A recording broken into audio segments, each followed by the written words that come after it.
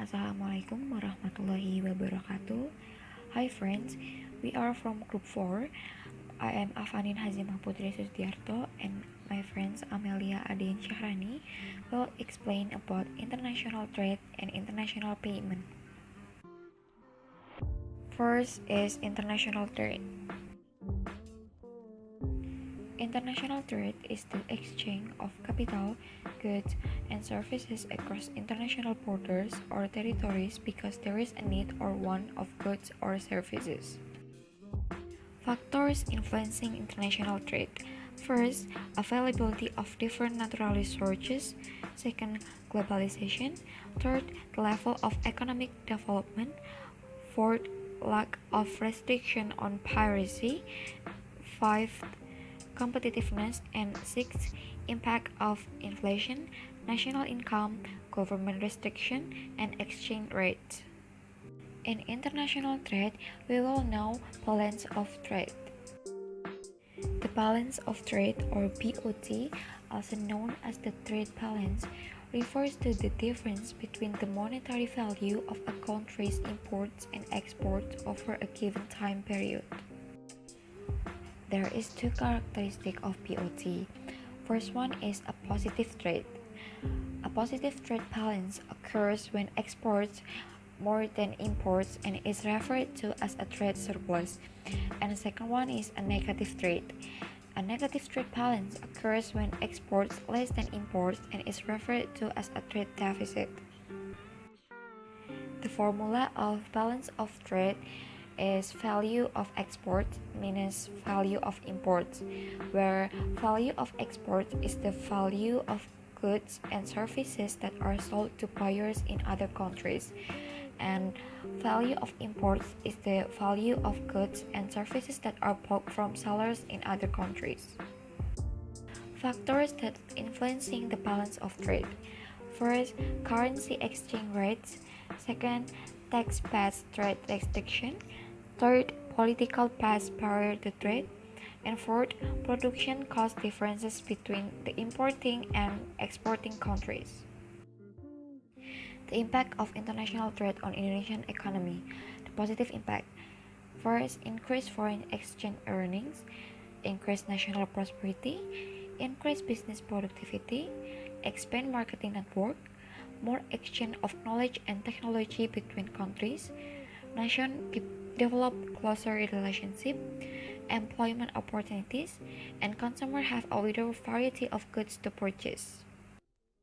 Negative impact are encourages a consumptive society, low quality of natural resources. Underdeveloped countries tend to depend on the developed ones for their economic development, and the market for domestic products become limited. International companies overshadow local companies, and many small industries are out of business because they can't compete. The second is international payment. International payments, also known as cross-border payments or global payments, are transactions that involve at least two currencies.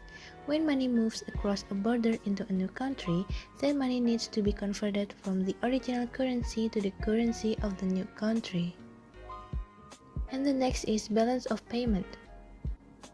The purpose is, first, used to find out the amount of debt borne by the state and receivables owed.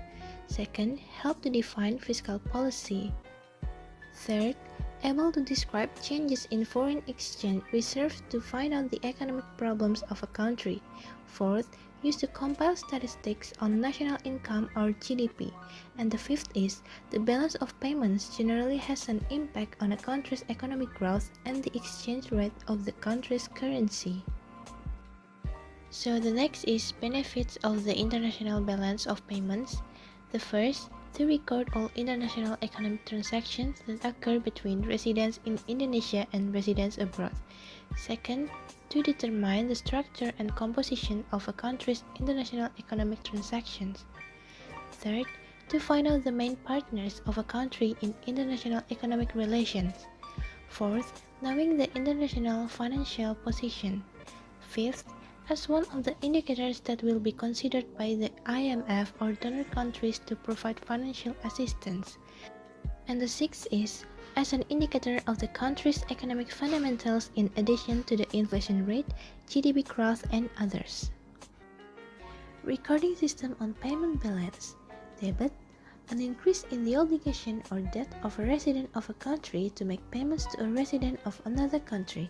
Credit, increasing the rights of residents of a country to receive payments from residents of other countries. There are three components in international balance of payment. The first is current account. Balance of trade records export and import transactions between two or more countries. Services balance records service transactions from or to other countries.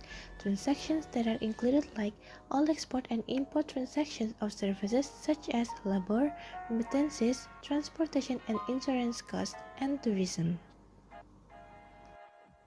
And for the unilateral transactions, records unilateral transactions in the form of gifts or social assistance received or given from or to abroad without the obligation to pay back. And the second is capital account. It records transactions of receipts or payments in connection with borrowing and investment that occur between two countries or better for short-term or long-term investment. And the third is monetary account. It records movements in relation to the IMF and shows developments or change in a country's foreign exchange reserves. These reserves can be in the form of gold or other foreign currency. For the conclusion, the government uses the international balance of payments as the basis for making policies or regulations related to various matters relating to international trade.